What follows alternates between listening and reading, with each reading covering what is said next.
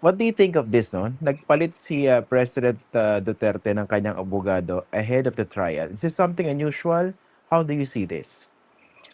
It's not unusual. It has happened in other cases at the ICC. Um, and kung magpapapalit ka na rin lang ng abogado sa ICC, now is a good time to do that because hindi pa nagsisimula ang trial. What might be different in a way is that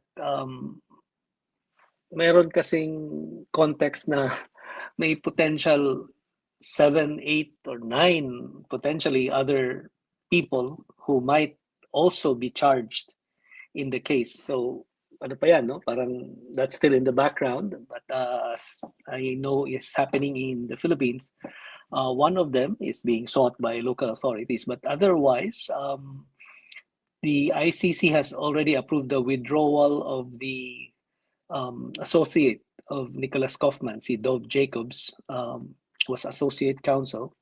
It has not yet approved the withdrawal of Nicholas Kaufman, although he has indicated that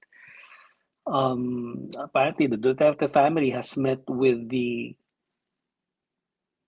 possible substitute of Kaufman, another lawyer, apparently a male lawyer.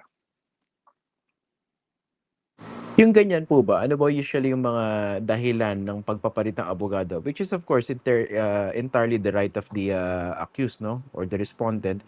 Pero dito, for instance, how would you assess the performance of Nicholas Kaufman during the pre-trial?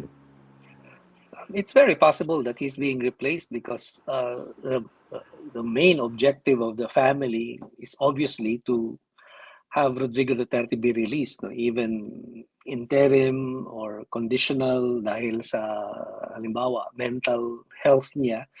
As a matter of fact, Christian, merong pending request si Nicholas Kaufman, and technically he's still the lawyer of Rodrigo Duterte until his withdrawal is approved.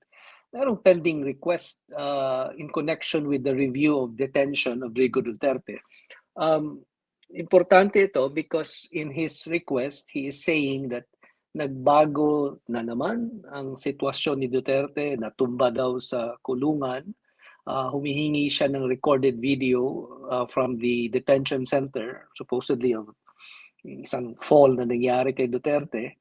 And he is saying that this is a new development and that he's also connecting it to his claim that meron pa ring short-term memory lapses sa Rodrigo Duterte. So you have two claims, no? Yung natutumba at saka nakakalimot sa mga immediate lang na mga pangyayari. Yan, pending yan ngayon, no? Isa pang pending sa ICC yung request rin ni Kaufman as lawyer ni Duterte to be allowed to appeal yung confirmation of charges, no, na nangyari dito sa kasong ito. No? So, nakapending yan. Of course, all of that is not minor, no? Secondary dun sa pag-release kay Rodrigo Duterte. And kasabay nung meron kasing status conference for the case na nakaschedule sa May 27. So, ang ibig sabihin niyan, ang trial chamber, yung tatlong judges na na-appoint para sa paglilitis, pag-uusapan ng defense at ng Office of the Prosecutor kung unang-una anong petsa magsisimula ang trial, and then among other things, yung mga iba't ibang ebidensya na at mga testigo halimbawa no na ibibigay ng prosecution, but separately pag-uusapan din ang hindi sa May 27 pero ngayon pa lang pag-uusapan ang detention ni Rodrigo Duterte dahil sa ICC merong rule na every 120 days kapag nagsimula na yung trial, every 120 days, so 4 months, every 4 months i-review yung detention. So ngayon, this is the start of that review. Okay. Pero nga po, in terms of Nicholas Kaufman's performance during the pre-trial, do you think he ticked off all the boxes as any defense lawyer would do? And how do you think he fared? Well, of course, no, he tried his best to get Duterte released, but at the same time, he also tried to politicize the case, and I think that might be one reason why he's being removed. If I were the family of Rodrigo Duterte, my worry would be the fact that you cannot keep politicizing the case once you reach the trial stage, because political arguments will not lead to the exoneration of your client. Sa palagay ko, masyado nang naging Duterte diehard supporter, naging DDS si Nicholas Kaufman in his defense of Duterte. Pinaghalo na niya yung legal arguments sa loob ng korte at saka yung mga extrajudicial arguments sa labas ng korte. And napansin na ito ng mga judges. In fact, in a response by the Office of the Prosecutor doon sa request ni Kaufman na i-apela yung confirmation of charges, pinoint out ng prosecutor na 2 beses na si Nicholas Kaufman hindi naman reprimand, na sinabihan ng judges na ina-undermine niya yung integrity ng korte, hindi na argumento lang na legal, kundi nawawala ng respeto si Kaufman sa judges, sabi ng prosecutor. So hindi na yan nakakatulong sa kliyente niya. And I think that's a possible reason why they're replacing him, aside from the fact that they did not get their goal, which was to have him released. Ang iniisip ko naman, attorney, anybody in his place would have done any differently ba? Kasi given how strong the evidence are against the former president, I mean, hindi ba strategy rin yun? I-politicize mo na lang, medyo guluhin mo. Well, he had a choice, and makikita mo din sa previous na mga kliyente ni Nicholas Kaufman, halimbawa dating presidente ng Ivory Coast, si Laurent Gbagbo.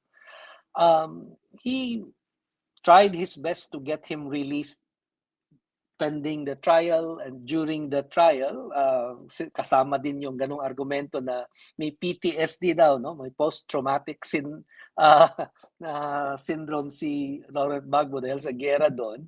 So ganun din, he tried the same tactics for this person. May isa pa siyang kliyente, si Jean-Pierre Bemba, dating vice presidente ng Democratic Republic of Congo. Meron din siyang request na may sakit si Jean-Pierre Bemba, kailangan ng psychiatrist.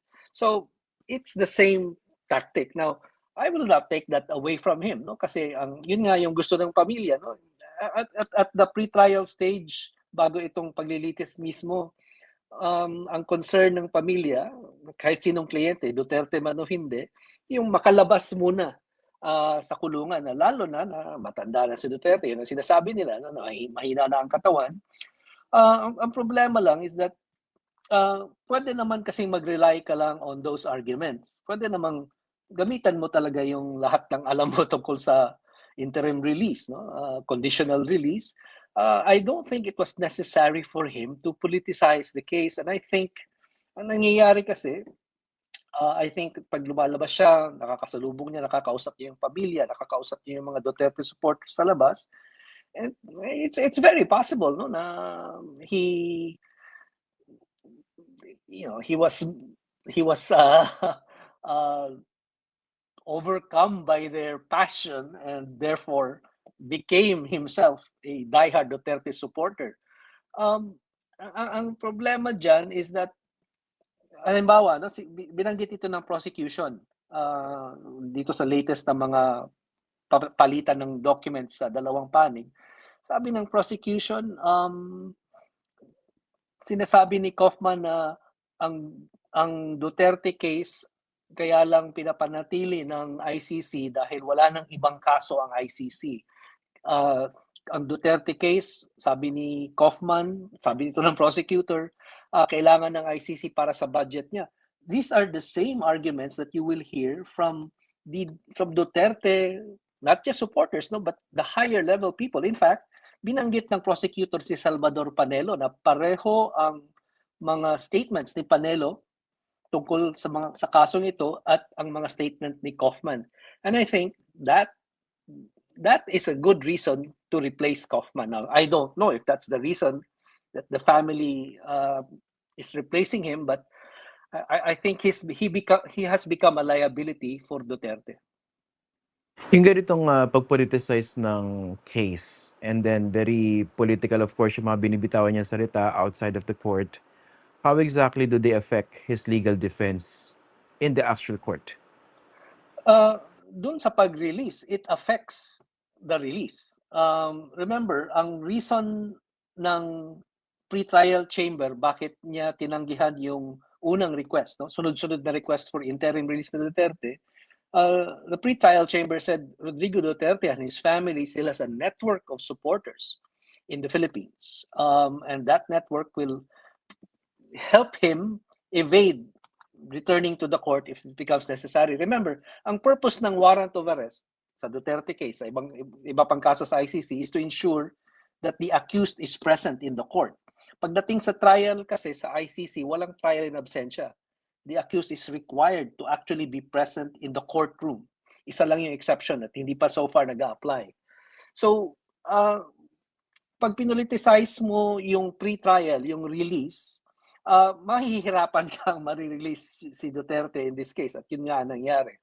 Pag pinoliticize mo naman, pinasok mo yung politika sa paglilitis mismo, posible ang tingin ng trial judges na mahina ang kaso mo kaya ginagamit mo yung politika, at dahil wala kang paraan para sagutin yung paratang, sagutin ang ebidensya, i-question yung mga testigo.